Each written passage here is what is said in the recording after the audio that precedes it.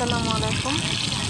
সব বড় ভাইরা এরকম হয় না বলতে বুঝিয়েছি যে সব ভাইরা বলে তোর সমস্যা হলে তুই বলিস।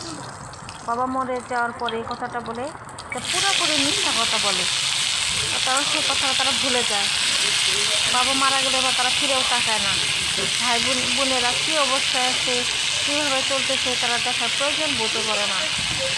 তারা মনে করে বাবা মারা গেছে, আমার কোনো দায় দায়িত্ব নাই।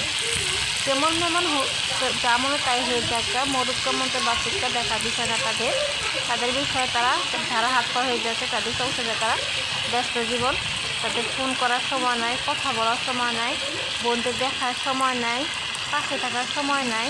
তারা বড় একটা ব্যস্ত একটা মানুষ।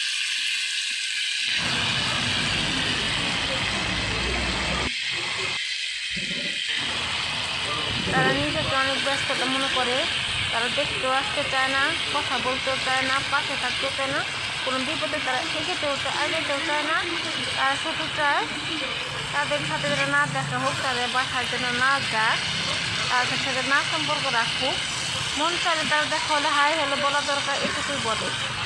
সব বড় ভাইয়ের দায়িত্ব দিতে পারে না। সব বড় ভাই ভালোবাসা সব বোনদের কপালে জুটে না। তাতে ভাগ্যও থাকতে হয় সব কিছু।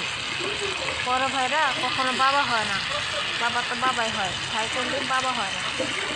দায়িত্বজ্ঞানহীন একটা মানুষ হয়।